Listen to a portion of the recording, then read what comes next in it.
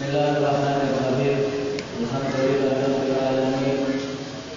Wa bi ni'matihi shalihat wal barakatuh.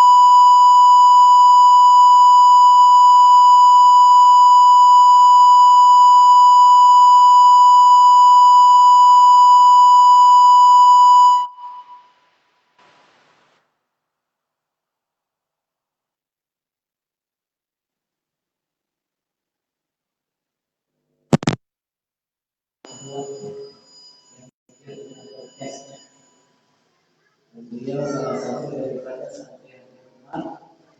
Beliau sudah merupakan terhadap beliau dengan nomor video di Hasan. Mudah-mudahan bertahan dan semangatnya kita. Maka simpanlah kita ketika datang tamu yang jauh, kita harus semangat. Kenapa? Kita dulu kita harus memuliakan tamu. Kita sebagai tuan rumah, semangat kita tidak sama dari datang memberikan suntikan infus lawan batin kita, karena roh kita dan batin kita tanpa diisi ilmu maka akan sakit. Batin kita dari itu, hati kita dari itu akan sakit. Melalui majelis ilmu kita untuk menambah semangat daripada hidupnya rohani kita, batinnya kita. Mudah-mudahan insyaallah setiap bertahan akan bertahan dan guru-guru kita. Mudah-mudahan beliau-beliau yang sudah diatur, mudah-mudahan ada perkara apa-apa kita lakukan.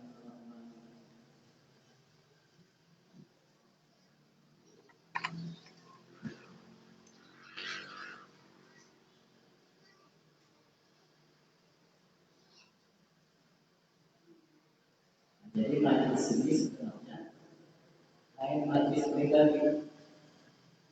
Ini adalah majelis kita bersama.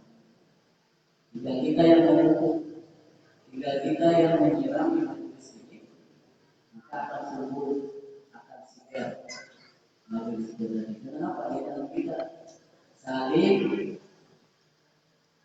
memotivasi atau mensupport mendukung daripada majelis ini. Ini dibilang diadakan majelis. Sebenarnya majelis ini adalah sebuah wadah untuk berada di dalam Nabi Muhammad SAW. Allah Subhanahu wa Ta'ala. Ini aja tujuannya majelis ini, supaya menjadi kita berkumpulnya dalam bersama bagi Nabi Muhammad. Nah, katanya majlis haid, majlis belajar. Mudah-mudahan manfaat akan datang kita sudah dapat kesehatan.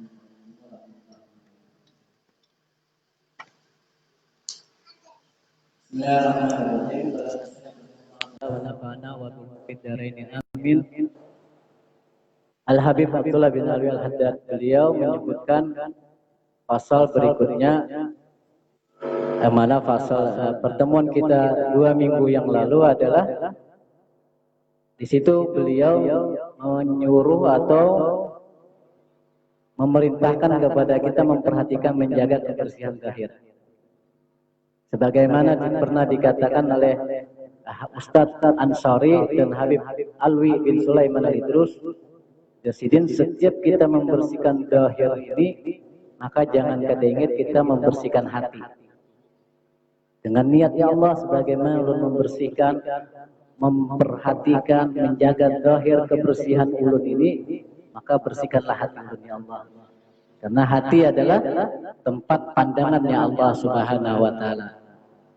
Tapi bersihnya zahir, maka akan menjadi bersihnya hati dengan kita niati tadi. Maka di situ hilanglah daripada hasud, daripada saling membenci, daripada saling iri, daripada saling merasa siapa aku, siapa ikam. Karena hati tadi itu akan lunak ketika kita niatkan membersihkan zahir kita tadi. Dan beliau memerintahkan, di situ kita dianjurkan menatap kuku dan menjaga anggota-anggota badan kita supaya bersih. Pasal berikutnya Habib Abdullah Al-Haddad, beliau menghimbau kepada kita memperbaharui wudu untuk setelah mengerjakan sholat fardu. Artinya walaupun kada batal, kita dianjurkan setelah melaksanakannya fardu untuk memperbaharui wudu. Hendaknya kalian membiasakan diri memperbaharui wudu setiap kali selesai daripada sholat fardu. Tajdidul wudu, memperbaharui wudu. Sahabat Nabi, beliau kalau batal wudu atau kada batal wudu, beliau habis itu langsung sembahyang. Jadi setelah wudu beliau sembahyang 2 rakaat salat sunnatul wudu, niat sunnah wudu. Maka beliau mendapatkan keistimewaan sampai Nabi itu kada tahu apa amalan sidin, maka ditakwil Nabi manismuhu Bilal bin Rabah, sahabat Nabi Bilal bin Rabah. Orang budak beliau, salah satu budak kulit hitam. Tapi suara sidin di situ yang di zaman waktu itu Nabi waktu wafat, ketika beliau adzan diminta oleh sahabat-sahabat yang lain sampai cucu Nabi Sayyidina Hasan dan Husain, beliau yang meminta ketika mengucapkan asyhadu anna Muhammadar Rasulullah, maka kota Mekah di saat itu dibanjiri oleh air mata. Ketika Sayyidina Bilal bin Rabah mengumandangkan adzan.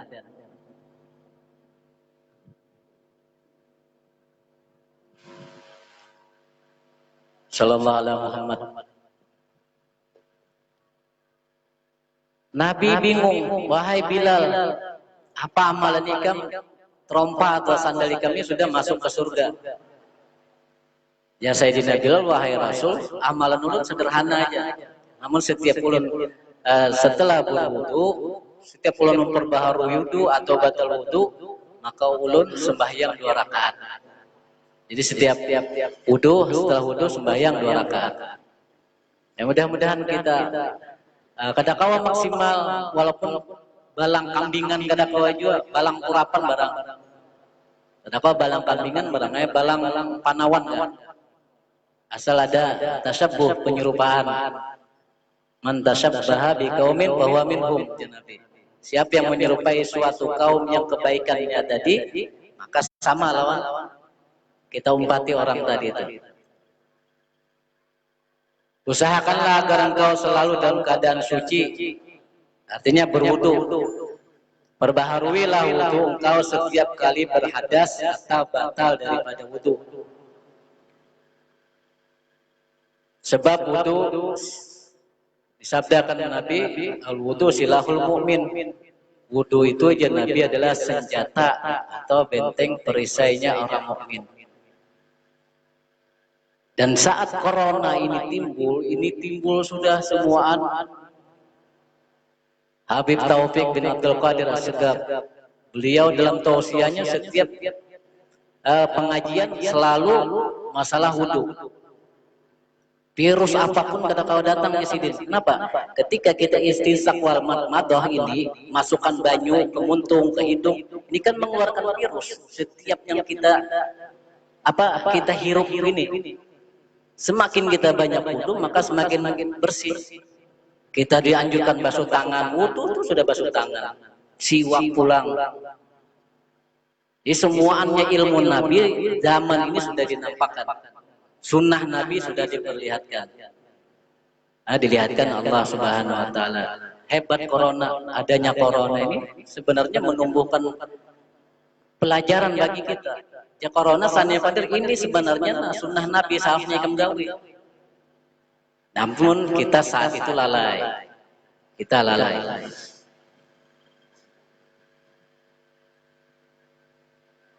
Jadi ketika kita ada musibah apapun, ya Habib Hasan Al-Muhdar, jangan salahkan diri kamu. Jangan salahkan musibah, salahkan diri kamu Jasidin. Ikam tuh tadi dalam keadaan suci apa kada Jasidin? Kita gugur misalnya. Karena apa? Nabi yang bersabda, al-wudu silahul mu'min. Wudu itu adalah senjatanya orang mukmin. Seorang laki-laki meminta kepada Syekh Abu Hasan As-Sadili radhiyallahu anhu. Syekh Abu Hasan As-Sadili ini lamun kada salah beliaulah di waktu itu yang pertama diperintahkan Guru Sidin meminum kahwa atau kopi. Karena di saat itu beliau mengumpati daripada perintah Guru Sidin supaya dalam belajar tadi itu Sidin semangat. Supaya semangat. Di sekumpul itu pengajian kopi gelas halus disiapkan. Insyaallah mudah-mudahan kopi sini disiapkan. Setiap minum kopi itu malaikat mendoakan. Masih bau mulut kopi, untung kita ini masih berbau kopi, maka malaikat mendoakan. Apalagi di majelis misalnya. Mudah-mudahan kita bagikan kopi sini insyaallah. Kadakawa kopinya barang ngasih tikuk sorang, berapa banyak. Nah, jadi Syekh Abdul Hasan As-Sadili ini beliau diusuruh oleh Guru Sidin meminum kopi. Dan beliau dianjurkan Guru Sidin sampai 40 hari kada pernah batal wudu. Setiap batal wudu, wudu lagi. Setiap batal wudu, wudu lagi. Syekh Abu Bakar bin Salim itu wudunya dari Isya sampai subuh. Jadi sembahyang subuhnya wudunya di waktu Isya tadi. Artinya apa? Sidin kata batal. Syekh Abu Bakar bin Salim datunya Habib Umar bin Hafid. Jadi kalau hendak mulah kopi, misalnya kopi tadi ada ittiba atau supaya nyaman, tawasul. Syekh Abu Hasan As-Sadili, Fatihah Syekhul Qahwa, Syekh Abu Hasan As-Sadili. Kalau kada salah kalau teh itu Habib Ali Habsyi, peminum teh. Jadi ada laki-laki datang kepada Syekh Abu Hasan As-Sadili radhiyallahu an agar diajarkan kepadanya laki-laki tadi ilmu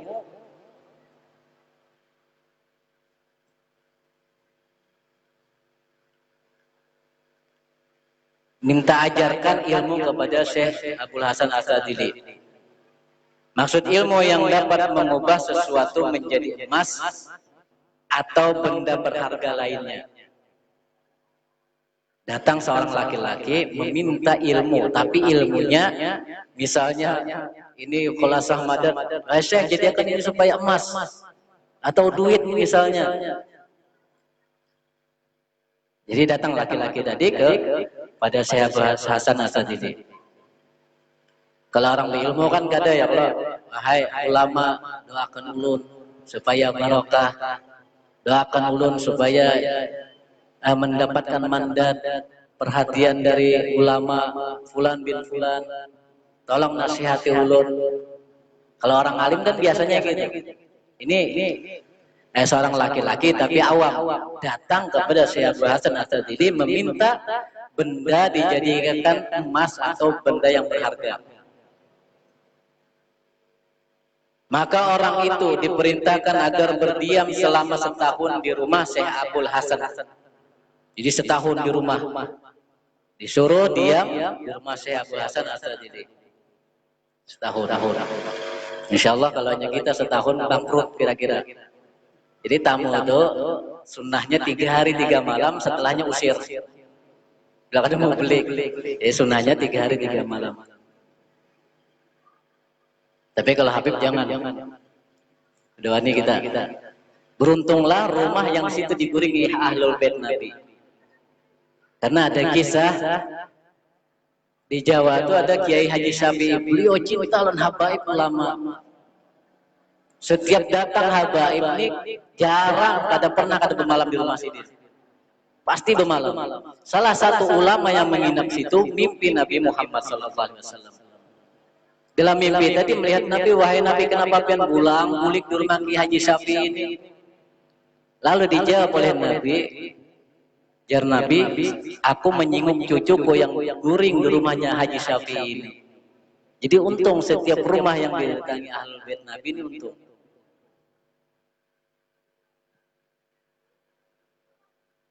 Jadi setahun diperintahkan diam di rumah Syekh Abdul Hasan Asadili. Lalu Syekh Abdul Hasan Asadili mengutarakan, memberikan syarat kepadanya si laki-laki tadi agar berwudu setiap kali batal wudunya, lalu sholat 2 rakaat selama setahun. Bilanya batal wudu sembahyang, bila batal wudu sembahyang artinya apabila ada hajat terantut atau bekami atau buang air besar atau terguring berabah misalnya, alhasil yang membatalkan wudunya tadi suruh wudu lagi. Tapi orang ini tadi semangat lah. Kenapa? Tujuannya dunia. Tujuannya dunia. Hanya dunia dia sernyaman bang nikmat. Majelis ini seandainya kita adakan emas berkeping-keping, insya Allah hebat ini. Pernah diriwayatkan oleh Imam Bukhari, datang ke pasar, wahai pulan-pulan itu Nabi berbagi warisan di masjid. Ikam kada umpet kah? Datang ke masjid sepasaran. Dilihati orang pasar, mana kada ada berbagi warisan Nabi? Taklim silin ngajar. Lalu takon Imam Bukhari, wahai imam mana? Nabi jadikan tadi berbagi warisan. Itu warisan Nabi ilmu. Akhirnya berikan orangnya yang baik itu. Dikiranya dunia. Nah, inilah kita manusia. Selalu ada pikiran kita dunia dan dunia. Bagus kita visi dunia, tapi jangan jadikan dalam pikiran fokus kita hanyalah dunia. Hanya tujuan kita dunia. Ilmu ini sampai mati kita bawa. Ilmu ini yang membawa kita keselamatan kita. Siapa tahu duduknya kita di majelis ini, disinilah saat ini rahmat Allah turun memandang kita, dan ketika kita hendak disiksa, majelis ini mengatakan kepada Allah Ta'ala, wahai Allah, orang ini pernah duduk di majelis. Dalam riwayat pernah ada 1 bulu mata seseorang yang ahli maksiat menangis di tengah malam, meninggal orang tadi hendak disiksa. Akhirnya bulu matanya tadi itu berpandir di hadapan Allah Ta'ala, ya Allah jangan siksa orang ini. Ini ulun bulu matanya ya Allah yang pernah hinggap di matanya sini. Ulun sebagai saksinya karenanya menangis karena takut takwa kepada pian. Akhirnya diangkat siksa orang tadi itu berkat saksi daripada bulu mata tadi. Jadi jangan kita anggap remeh suatu kebaikan, sehalus apapun kebaikan ada manfaat di hadapan Allah Ta'ala. Matematikanya kita lain lah hitungan kita. dan Allah Ta'ala. Allah kadang mungkin kadang menghargai setiap kebaikan kita. Jadi Syekh Abdul Hasan As-Sadili berikan syarat kepada orang tadi berwudu setiap kali batal wudunya lalu salat 2 rakaat. Jadi orang tadi berjanji setelah itu akan mengajari ilmu yang didapatnya. Setelah lewat masa setahun, orang tersebut pergi ke sebuah sumur untuk menimba air. Jadi sampai sudah ibaratnya ini belajarnya lah Syekh Abdul Hasan As-Sadili, si laki-laki tadi sampai setahun lebih. Artinya jakebar ilmunya itu sempurna sudah. Sempurna sudah. Akhirnya ke sumur mengambil timba. Tiba-tiba ketika menarik timbanya tadi ke atas, lihatnya timba itu penuh dengan emas. Karena kan sudah belajar ilmu Allah. Belajar ilmu lawan Syekh Abdul Hasan As-Sadili. Akhirnya emas yang ditariknya. Kenapa? Karena kehendaknya tadi emas atau benda berharga. Atau benda berharga. Segera dituangkan kembali ke dalam sumur disebabkan ia sudah tidak lagi berkeinginan memilikinya. Setelah diambilnya tadi, diberikan lagi emas tadi ke dalam sumur. Lalu pergilah si laki-laki tadi melaporkan hal tersebut kepada Syekh Abdul Hasan As-Sadili. Maka berkata Syekh Abdul Hasan As-Sadili, kini seluruh diri engkau telah menjadi kaya. Menjadi kaya Syekh. Semenjak itu ia pun menunjuknya sebagai sebagai orang yang menyeru kepada kebaikan. Karena ilmunya tadi sudah dipelajarinya. Karena ilmunya tadi sudah dipelajari, melaksanakan daripada perintah Syekh Abdul Hasan As-Sadili. Dan hendaklah engkau mengerjakan sholat 2 rakaat sunnah setiap kali selesai berwudu. Usalli sunnatul wudu raka'ataini lillahi ta'ala. Setiap kita habis, atau misalnya ketika kita hendak masuk masjid, kita adzan bisa misalnya Allah Akbar sampai tutup, kita berwudu, masuk ke dalam masjid, kita gabung lawan qadhiyah isya. Jadi 1 gawian 2 pahala. Atau misalnya wudu di rumah sudah. Wudu di rumah, datang ke masjid, belum lagi qamat misalnya, masukkan lagi tahiyatul masjid. Usalli sunat tahiyatul masjid wal wudu wa qabliyah isya misalnya. 1 gawian berapa niat di situ? Artinya apa? Pahalanya diberi Allah Ta'ala sebanyak 1 gawian tadi dengan niat yang banyak. Makanya niatul mukmin khairu min amalihi janabi. Niat orang mukmin itu lebih baik daripada amal perbuatannya. Maka setiap kita hadir ke majelis kebaikan atau hadir haul, hadir daripada kita ziarah misalnya, jangan sampai kita ingat niatnya. Karena niat inilah yang akan diangkat suatu amal tadi. Tanpa adanya niat maka tidak terangkat daripada suatu amal atau perbuatan kita tadi. Jadi niat yang banyak, semakin banyak niatnya maka semakin banyak pahalanya. Jika tidak mampu terus-menerus Habib Abdullah Haddad dalam keadaan berwudu, usahakanlah agar tidak meninggalkannya setiap kali duduk di masjid. Minimal setiap kita hendak ke masjid di sini, usahakan berwudu lah. Wudu. Boleh aja wudu. Ya sudah baca subhanallah alhamdulillah wala ilaha illallah wallahu akbar, ini paling populernya sudah. Barangai, boleh tahiyatul masjid misalnya, boleh wudu. Baca doa Allahumma ighfirli dunubi wabtahli abwaaba rahmatik ketika kita masuk masjid. Mulai batis kanan. Di luar niat i'tikaf pulang, berapa pahala kita ada di dalam masjid. Keluar masjid pulang, Allahumma ighfirli dunubi abwaaba fadlik.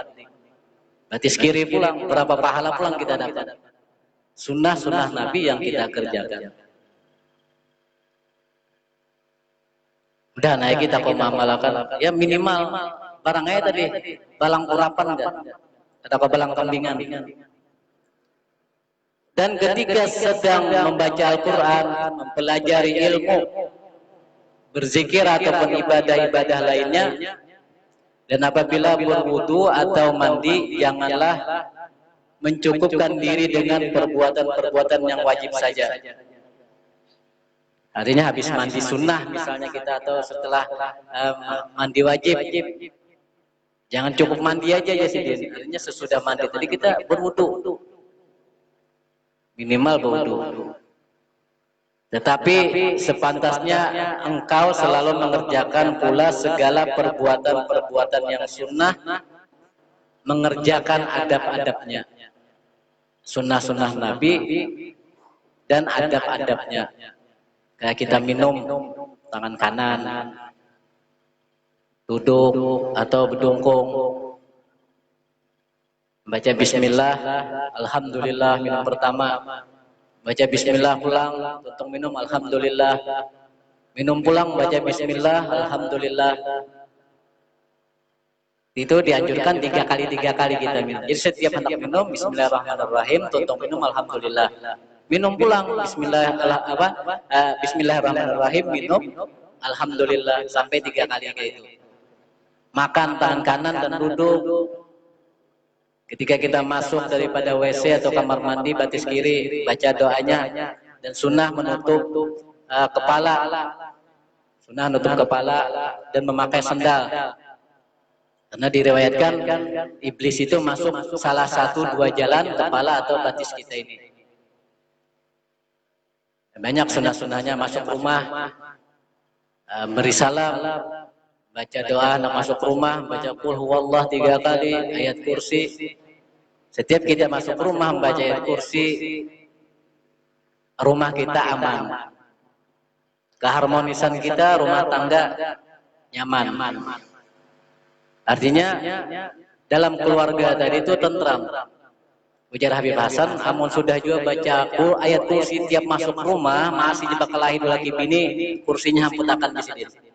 Berarti iblisnya di sini atau jinnya ganal benar. Kita sama-sama mempelajari sunnah-sunnah Nabi, adab-adab Nabi.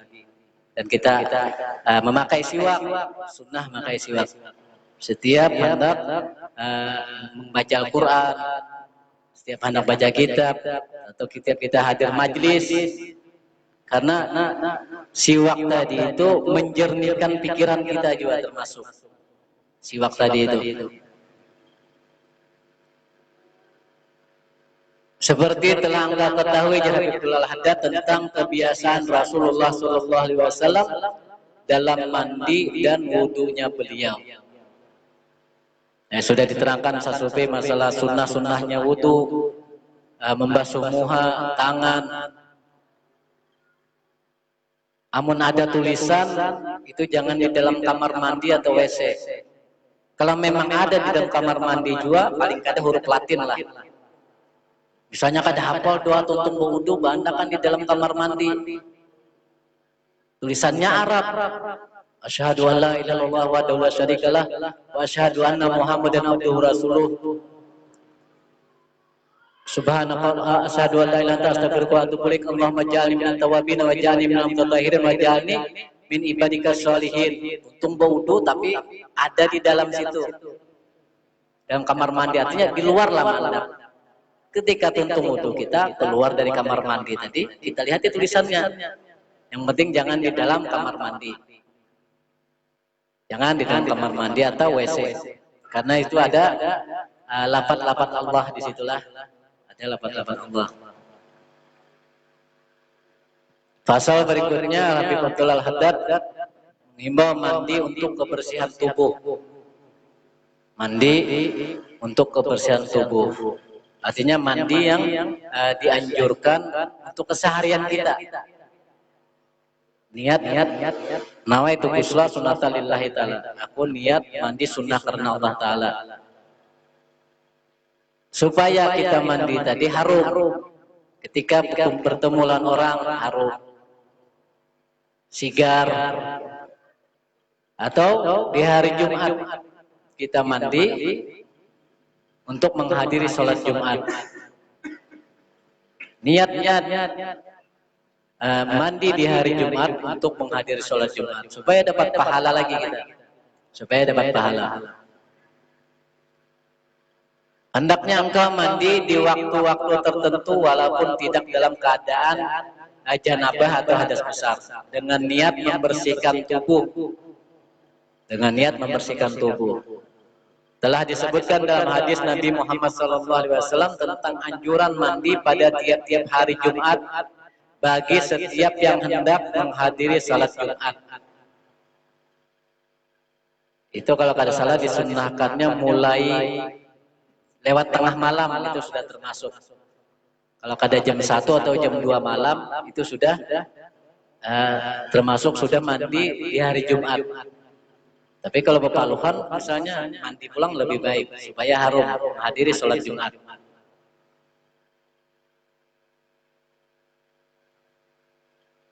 Cukuplah hal itu untuk masa-masa tertentu dan bagi orang-orang tertentu disebabkan kesehatan atau kemiskinan dan sebagainya. Dan apabila telah selesai berwudu atau mandi, ucapkanlah asyhadu an la ilaha illallah wahdahu la syarikalah wa asyhadu anna Muhammadan abduhu rasuluh. Nah, ini doanya yang paling hadap, doa sesudah berwudu. Nah, di kitab Habib Umar itu ada dahirah dalam kitabnya. Di bawahnya itu ada pensyarahannya, keterangannya. Setiap kita tuntung berwudu, jadi berwudu ini pun ada sunnahnya dan ada makruhnya. Ketika kita berwudu itu jangan berpandiran.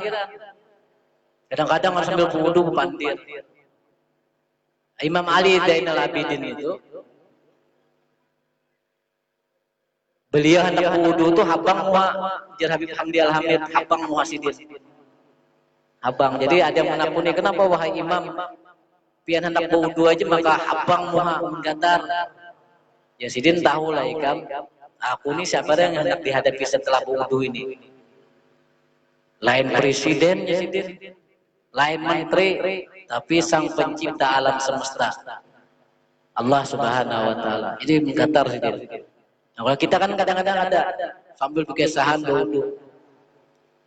Nah, makruh ketika kita berwudu tadi itu sambil berpandiran. Namun kuitan ya pandir ya dahulu, karena bahasa pula menurut orang lain biar akan naik. Apalagi kawan mahir bergaya misalnya mewalu-walu itu harus dihirawakan gitu. Misalnya kita lagi berwudu. Nah, tuntung berwudu tadi, lalu kita membaca doa ini menghadap kiblat. Menghadap kiblat, mengangkat tangan tinggi kayak ini. Jadi Nabi itu dalam riwayat beliau mengangkat tangan itu sampai kelihatan ibaratnya ini ketiak ini, angkat doanya. Ketika sidin berwudu. Bab ke-6 mengikuti sunnah Nabi Muhammad SAW dalam segala hal. Dalam segala hal hendaknya engkau berusaha selalu mengikuti adab-adab yang ditunjukkan oleh sunnah Nabi Muhammad SAW secara zahir dan batin. Baik dalam hal-hal yang bersangkutan dengan ibadah ataupun adat kebiasaan kita. Ibadah ketika kita hendak sembahyang fardu atau misalnya hendak sembahyang sunnah, situ bersiwak. Atau hendak baca Al-Quran, ibadah bersiwak. Atau ketika kita hendak berjalan, mendahulukan keluar rumah kaki kiri misalnya. Ketika kita masuk rumah, masuk batis kanan. Adat kebiasaan. Jadi adat ini sebenarnya yang paling pantas itu adalah ampun Nabi sudah. Adat-adat kebiasaan yang baik itu yang ampun Nabi bang. Di luar dari ampun Nabi tadi berarti menyimpang dari Nabi. Adat kebiasaan yang digawi oleh Nabi. Nabi ketika bertemu para sahabat, beliau yang betul mengucapkan salam, assalamualaikum. Tambah sidin pulang warahmatullahi wabarakatuh, tambah pulang pahalanya. Sidin surung tangan. Nabi kadang melepas berdahulu. Sampai orang tadi, sahabat tadi yang melepas berdahulu. Jadi sunnahnya itu ketika kita berdapat itu salaman waktu pertama datang. Ulama Hadramaut itu kalau sudah tuntung pertemuan misalnya, tuntung kan datang pertama salaman. Dan situlah aja Nabi ketika dua orang muslim saling bersalaman gugurlah dosa-dosanya. Tuntung misalnya nak bubar, tangan sidin kayak ini. Jadi kayak ini. Jadi kada bersalaman lagi. Paling ma'assalamah wal afiyah aja saja. Mudah-mudahan kita diberi keselamatan dan keafiatan. Jadi tangan di dada kayak ini. Itu ulama Hadramaut banyak kayak ini. Supaya apa? Supaya kita mendapatkan pertemuan lagi cepat. Kalau hanya misalnya bersama ini kan seakan-akan mendapatkan perpisahan lawas. Seakan-akan. Jadi sidin itu kadang-kadang kayak ini. Nah, bersalamannya di waktu pertama datang. Dan ini adat kebiasaan ya Allah, adat kebiasaan. Sehingga dengan begitu engkau secara sempurna mengikuti dan menjalani, meneladani Rasulullah SAW, Nabi pembawa rahmat dan petunjuk. Dan jika engkau ingin masuk ke dalam kelompok para siddiqin, orang-orang yang sangat luas, orang-orang yang sangat tulus kepada Allah, janganlah memulai mengerjakan sesuatu yang berupa adat kebiasaan. Kecuali kita lihat dari ulama-ulama tadi dahulu. Ulama-ulama tadi. Yang sudah ulama tadi itu ahli ibadah yang bujur-bujur dekat parak dengan Allah Subhanahu wa taala. Apalagi ibadah sampai engkau mengetahui terlebih dahulu apakah hal itu pernah dilakukan oleh Rasulullah atau salah seorang sahabat beliau ataupun salah seorang daripada imam atau ulama. Jadi ibadah pun kita cek juga dulu. Dari nabi kah ini, dari sahabat kah ini, dari tabi'in kah, dari ulama kah? Jadi dicek ibadah-ibadah itu. Supaya apa? Supaya kita ini rantainya nyambung lawan Nabi Muhammad SAW. Dari guru ke guru, dari guru ke guru. Kayak Ustadz Haji Asfi, guru Sidin ke guru, guru ke guru, sampai guru-guru Nabi Muhammad SAW. Ustadz Sufi, Ustadz Zulkifli. Jadi rantainya tadi nyambung nasab keilmuannya, gurunya nasabnya sampai. Ada asal-asalan. Nah ini yang menjadi pertanggungjawaban kita. Ketika kita mati, guru pun ditakuni juga, murid ditakuni juga, siapa guru ikam, ditakuni juga. Ilmunya mana, dapat dari mana, silsilahnya ilmu-ilmunya ada, semuanya itu ada.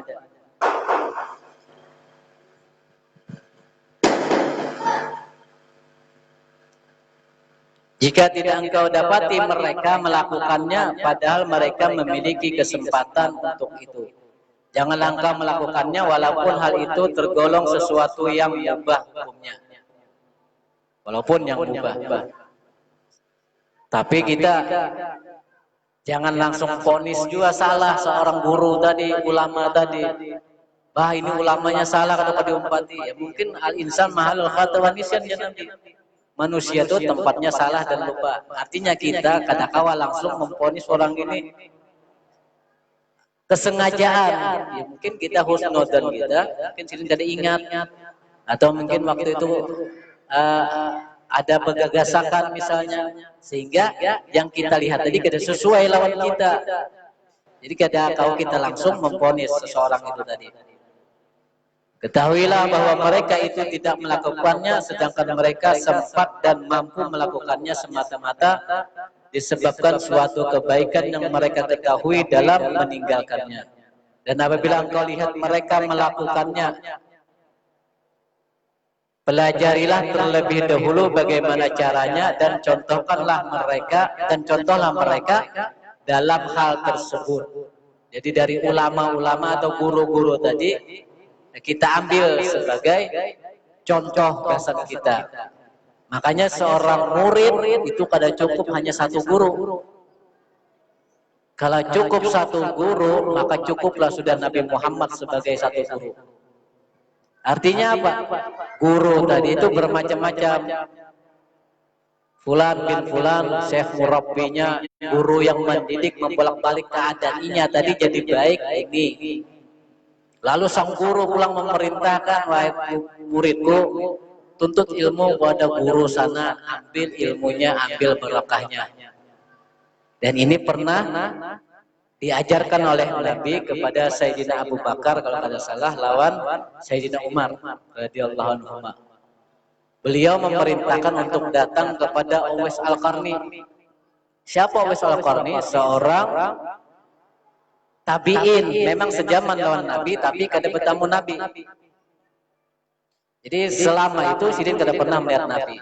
Sejaman hidupnya lawan Nabi tapi kada melihat Nabi. Disuruh dua sahabat Nabi datangi Uwais Al-Qarni, minta doa dan berkah ikam di sana. Padahal dua sahabat ini kemuliaannya luar biasa di atas daripada Uwais Al-Qarni.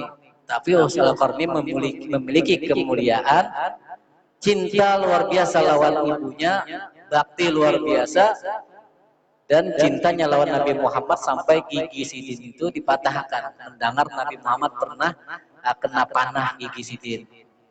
Ada sempat bertemu Nabi karena ibu Sidin sorangan di rumah bulik, akhirnya Sidin ambil batu, Sidin catukakan ke gigi Sidin, mengumpati Nabi.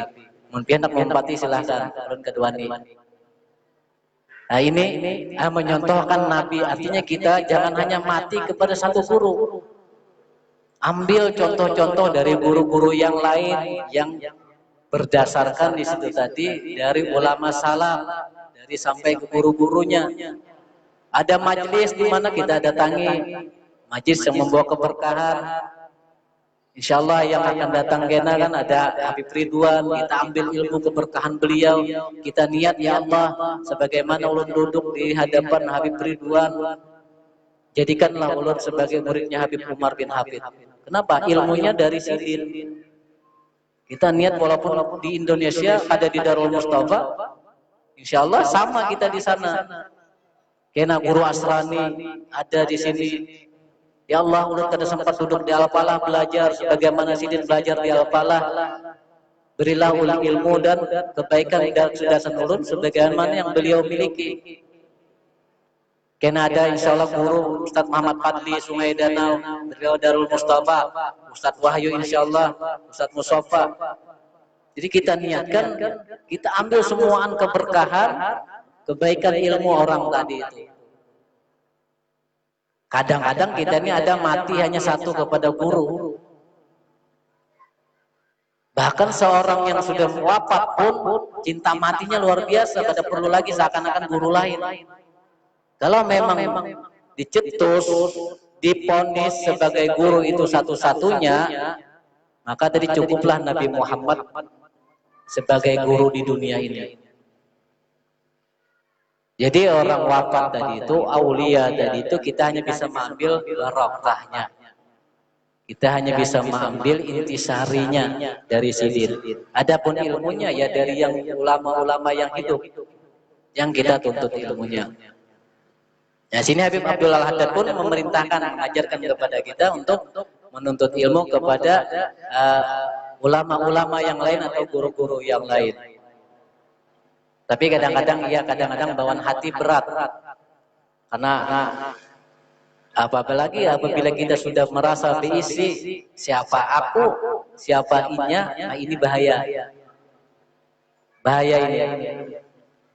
Kenapa? Karena hati tadi itu pada menerima lawan nasihat itu tadi, lawan ilmu orang tadi itu. Contohnya ketika nafsu itu ditakuni Allah, ya nafsu, man ana, siapa aku wahai nafsu? Dijawab nafsu, anta, ana ya Rabb. Ikam, aku aja nafsu. Ditakuni Allah Ta'ala lagi, tetap jawabannya kayak itu nafsu itu. Jadi nafsu itu diciptakan juga. Akhirnya dirandam ribuan tahun di dalam neraka paling panas. Ditakuni Allah Ta'ala lagi, tetap jawabannya kayak itu. Ikam, aku. Dirandam Allah Ta'ala lagi dalam neraka yang paling dingin. Ribuan tahun, dibangkitkan lagi nafsu. Ikam, aku aja nafsu.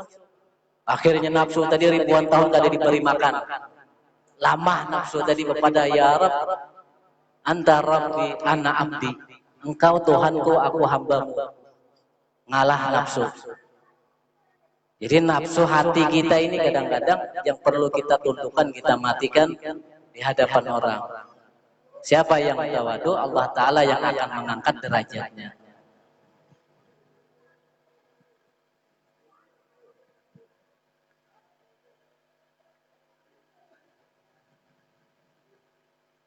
Diriwayatkan bahwa seorang dari kalangan ulama enggan makan buah semangka. Jadi ada kisahnya, kalau kada salah lah Habib Abdul Al-Haddad kan kalau kada salah. Jadi kada mau makan semangka. Kenapa? Sidin kada pernah mendengar riwayat Nabi tadi makan semangka apakah dari pinggir berdahulu, apakah dari tengah berdahulu, atau dari sisi yang mana mengikutnya kada tahu. Ada mau memakan ini ulama. Ya kita ya makan bismillah ya sudah. Jalan mana yang penting masuk. Nah, ini ulama ini kada mau saking cintanya lawan Nabi Muhammad kada mau kada seru kalau Nabi. Kenapa? Sidin kada pernah mendengar riwayat Nabi Muhammad dari mana mengikut semangka tadi. Kada mau. Kita ya kalau alhamdulillah terima kasih banyak pulang dibawakan semangka esok bawakan pulanglah. Biasanya kita gitu ya kalau tambahi lagi ya. Nah ini ulama ini kita mau. Nah ini saking cintanya lawan Nabi Muhammad SAW. Telah sampai kepadaku bahwa Rasulullah SAW memakannya, tetapi tidak sampai kepadaku cara beliau memakannya. Karena itulah aku lebih suka meninggalkannya. Artinya bilanya kada tahu caranya, maka ditinggalkan oleh ulama ini. Ditinggalkan oleh ulama ini. Kada ingat ngaran ulamanya. Arab tuh. Yang kada tahu jo Guru Haji Asfi sama. Alhasil salah satu ulama. Berarti kita kada tahu makan semangka juga kada tahu kisahnya. Wallahu a'lam bishawab. Mudah-mudahan kita dapatkan ilmu manfaat dan barokah. Mudah-mudahan ilmu yang kita pelajari tadi walaupun satu atau dua bisa kita amalkan. Mudah-mudahan khususnya ulun pribadi. Mudah-mudahan ilmu yang dipandirkan tadi mudah-mudahan khusus melekat dalam diri ulun pribadi dan kita berataan. Amin Allahumma amin. Kita baca doa penutup majelis. Ya Rabbana tarafna bi annana tarafna wa annana asrafna ala lada ashrafna fatub alaina tauba taksilu kulla hauba wastur lanal aurati wa aminir rawati waghfir liwalidina waghfir liwalidina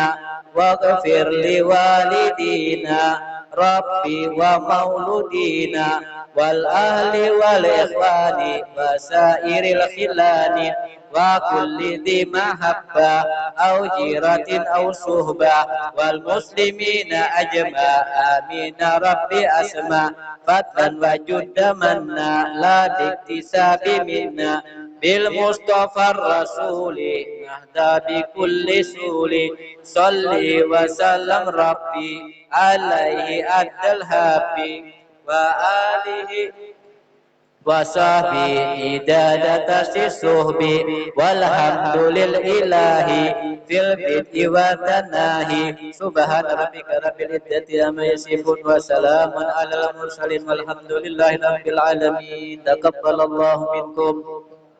Minta maaf, minta ridha, minta halal. Subhanakallahumma bihamdika asyhadu an la ilaha illa anta astaghfiruka wa atubu ilaik.